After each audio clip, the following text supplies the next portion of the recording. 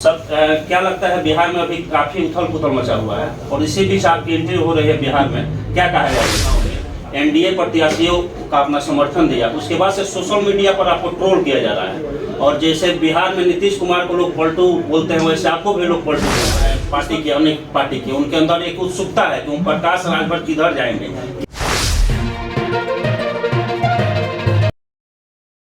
भोजपुरिया बिहार के खास कार्यक्रम खास मुलाकात में आज हमारे पास वो शख्स हैं जो किसी परिचय का मोहताज नहीं है और उत्तर प्रदेश विधानसभा में अगर देखा जाए तो पहली बार में इनका जबरदस्त प्रदर्शन भी रहा है। नाम है ओम प्रकाश राजभर जो सूलदेव समाज पार्टी के राष्ट्रीय अध्यक्ष भी हैं। सबसे पहले सर स्वागत है मेरा इस कार्यक्रम। Thank you sir. क्या लगता है बिहार में अभी काफी उथल पुथल मचा हुआ है और इसी बीच आपकी एंट्री हो रही है बिहार में, क्या कहा जाएगा इसको लेकर?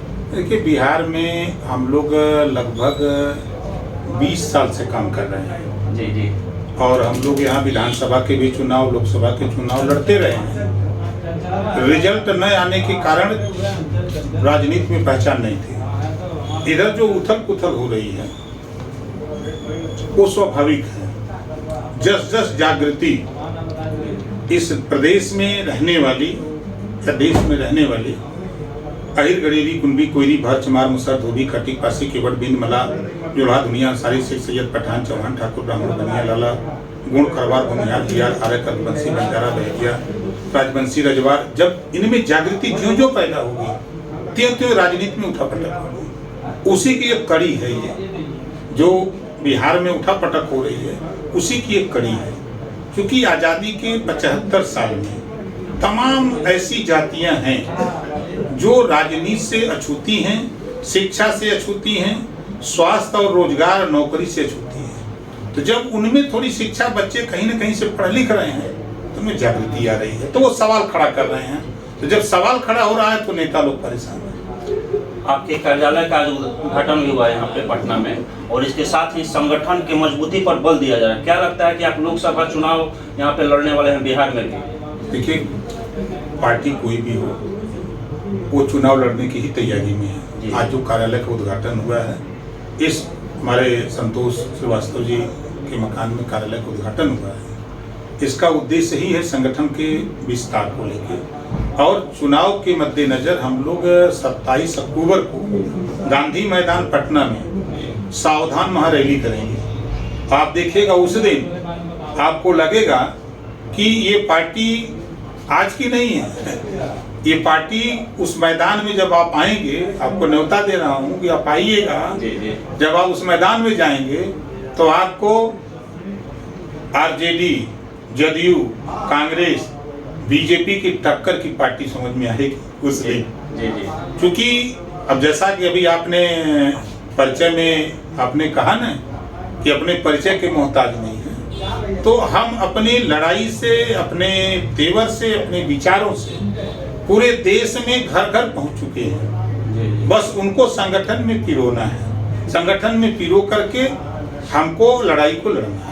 आज की जो बैठक रही है उसमें कार्यकर्ताओं को क्या टास्क दिया गया है, कैसे तैयार रहने के लिए बोला गया है, कुछ बता दीजिए। देखिए, हमारा पहला उद्देश्य है कि देश में जातिवार जनगणना हो। बिहार में वर्तमान मुख्यमंत्री जी ने कहा भी था प्रेस वार्ता करके कि हम जातिवार जनगणना कराएंगे। फिर सरकार बदली, फिर मुख्यमंत्री बन गए। अब तो और मौका है, तेजस्वी जी भी कहा करते थे। अब दोनों लोग मिलकर के जातिवार जनगणना कराएं, जिसकी जितनी संख्या भाई उसकी उतनी हिस्सेदारी दें। और सबसे दूसरी बड़ी चीज एक समान शिक्षा। देश में, प्रदेश में, चाहे अमीर हो चाहे गरीब हो, चाहे सरकारी स्कूल हो चाहे प्राइवेट, एक समान शिक्षा लागू करें और फ्री और अनिवार्य सबको शिक्षा एक समान दें और फ्री दें और अनिवार्य शिक्षा दें। इस लड़ाई को हम लोग लड़ते हैं 20 साल से। हम लोग चाहते हैं कि देश में रोजगार के लिए, प्रदेश में, बिहार में या देश में रोजगार परक शिक्षा, कलम बनाना, घड़ी, रेडियो, ट्रांजिस्टर, मोटरसाइकिल, पंखा, टेलीविजन, इस तरह के 100 विषय बने और उसमें से एक विषय हर बच्चे को पढ़ना अनिवार्य कर दिया जाए, ताकि बच्चा हाई स्कूल, इंटर जाते जाते वो तकनीकी शिक्षा की जानकार हो जाए, कहीं ना कहीं अपना रोजी रोटी कर सकता है। तीसरी चीज कि इस देश में हम चाहते हैं जो गरीब, कमजोर हैं, वंचित लोग हैं, ऐसे बच्चों को प्रदेश में, देश में निःशुल्क कोचिंग खोल करके डॉक्टर, मास्टर, इंजीनियर, कलेक्टर बनाने की निःशुल्क उनको कोचिंग दिया जाए और उनको पढ़ने की व्यवस्था कराई जाए निःशुल्क। इस तरह की व्यवस्था के लिए हम लड़ाई लड़ रहे हैं, हम लोगों को जागरूक कर रहे हैं कि जब तक ये चीजें नहीं होगी तब तक हम आगे नहीं बढ़ सकते हैं। ये इस तरह की शिक्षा गरीब, कमजोर को आगे बढ़ाने के लिए, वंचितों को आगे बढ़ाने के लिए, जो पिछड़ी कतार में खड़ा है उसको आगे बढ़ाने के लिए मस्ट है शिक्षा। सर, उत्तर प्रदेश में जब से आप अखिलेश जी को बोले हैं जमगढ़ उपचुनाव के बाद कि एसी से बाहर नहीं निकले और एसी से बाहर निकले कार्यकर्ताओं के बीच जाइए, और उसके बाद से आपने राष्ट्रपति और उपराष्ट्रपति के चुनाव में एनडीए प्रत्याशियों का अपना समर्थन दिया। उसके बाद से सोशल मीडिया पर आपको ट्रोल किया जा रहा है, और जैसे बिहार में नीतीश कुमार को लोग पलटू बोलते हैं वैसे आपको भी लोग पलटू बोल रहे हैं। इस पर क्या कहना चाहेंगे? देखिए, कल तक तो कुछ नहीं कोई बोलता था जी, आज तो कम से कम लोग नाम याद कर रहे हैं। जी जी, देखिए, भगवान का नाम लोग चाहे प्रेम से लें चाहे गाली दे के लें, नाम तो लेते हैं ना। जी जी। उसी तरह ओम प्रकाश राजभर चूंकि हक के लिए लड़ रहा है, हिस्सेदारी के लिए लड़ रहा है, भागीदारी की बात करता है, ये बातें कुछ लोगों को पसंद नहीं है जो इस तरह की बात बोलते हैं। सच्चाई है प्रदेश में या देश में कि मेरी बात कोई गलत साबित कर दे, चाहे शिक्षा के सवाल पे हो, रोजगार के सवाल पे हो, नौकरी के सवाल पे। आज बेरोजगारी चरम पे है, पढ़े लिखे लोगों को रोजगार कैसे मिले, जो अशिक्षित तबका है उसको शिक्षा कैसे मिले, क्या बुरा बोलते हैं। लोगों में एक संशय की भी स्थिति है कि ओम प्रकाश राजभर किधर जाएंगे, एनडीए के साथ जाएंगे या अकेले मतलब लड़ेंगे चुनाव, या फिर से समाजवादी और भाजपा के साथ गठबंधन में चुनाव लड़ेंगे, क्या करेंगे, इसकी लोगों के मतलब संशय है। इसको थोड़ा स्पष्ट कर दीजिए कि क्या करना है आगे। देखिए, गठबंधन चुनाव के समय होता है और चुनाव में चुनावी गठबंधन होता है। चुनाव के बाद सभी पार्टियां अपना अपना संगठन का काम करती हैं। हम भी अपनी पार्टी के संगठन का काम पूरे प्रदेश नहीं पूरे देश में फैला रहे हैं। तो जब चुनाव आएगा तो फिर देखा जाएगा। अच्छा, कहीं ये तो नहीं लगता है कि मतलब ओम प्रकाश राजभर का कद बढ़ रहा है, इससे लोगों को परेशानी हो रही है? इस बात में दम है।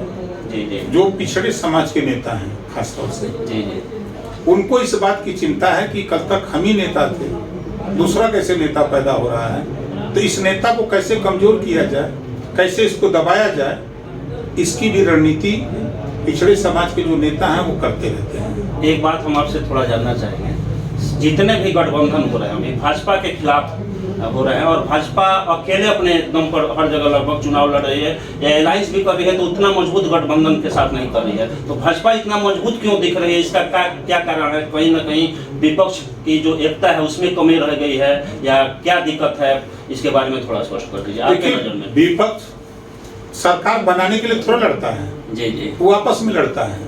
जी जी। जैसे कि आपने देखा कि अगर बिहार की बात करें जी, तो नीतीश जी और लालू जी के वर्चस्व की लड़ाई होती है जी, लेकिन दोनों एक हो गए यहाँ। भाई ये तो कई बार एक हुए। जी, मतलब 8वीं बार नीतीश कुमार पलटी मारे हैं। कई बार हुए हैं ना। जी जी जी, जो इनको टकराता है जी, तो ये समाज की लड़ाई नहीं लड़ते हैं। जी जी, हमारा वर्चस्व कैसे रहे, जी जी, इसी में लोग बदलते रहते हैं। उसी तरह बिहार में या देश में अगर सब लोग चाहते हो कि हम सरकार बनाने, तो फिर अपना अपना ईगो हटाओ। मायावती जी, अखिलेश जी हो, चाहे कांग्रेस हो, चाहे कोई भी हो, तो सबको अपना ईगो हटाओ, तब ना आप किसी को कुछ कह सकते हो। कैसे लड़ोगे? जी जी, बीजेपी के साथ दिल्ली में सरकार बनी तो 50 दलों को इकट्ठा किया तब ना सरकार बनी। आज भी वही हाल है। प्रदेश में जहां भी वो सरकार बनाई है वो गठबंधन की सरकारें हैं, और ये आपस में लड़ते हैं, हम बड़े कि तुम बड़े। जी जी, तो इस लड़ाई में ये लोग फेल हैं। जी जी, विपक्ष मतलब ना कुछ नहीं कर सकता। जी जी, एकजुटता का अभाव है, ईगो टकरा जा रहा है। ये झूठा खाली चिल्लाते हैं सब, ये कुछ नहीं कर पाएंगे। जी जी, आप देखिएगा 24 का चुनाव आएगा ना, फिर ये सब फेल हो जाएंगे।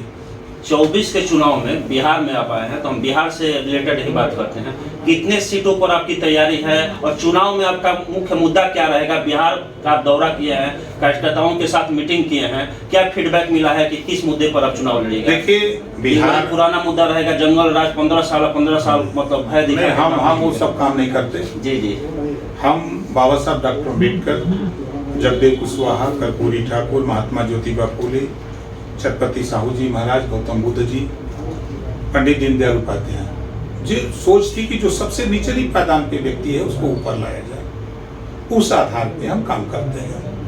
बिहार में 40 लोकसभा सीट है, हम 40 लोकसभा सीट की तैयारी अकेले दम पे लड़ने की तैयारी करेंगे। आगे गठबंधन का दौर है, गठबंधन अगर होगा तो जो सीटें मिलेगी उस पर लड़ेंगे, नहीं तो हम 40 सीट पर। किसके साथ उम्मीद किया जाए? मैंने दर्शकों के अंदर मतलब या जो भी कार्यकर्ता है पार्टी के, अनेक पार्टी के, उनके अंदर एक उत्सुकता है कि ओम प्रकाश राजभर किधर जाएंगे, किसके साथ गठबंधन, इसको स्पष्ट कर दीजिए सर। आप एक मतलब बड़ा दिन से इसको डार्क में रखे हुए हैं। देखिए, जैसे ओखी आवे के बाद सवेरे तब मोबाइल संजा के अभी चुनाव बहुत दिन है, अभी उस पर कोई कुछ कहा नहीं जा सकता।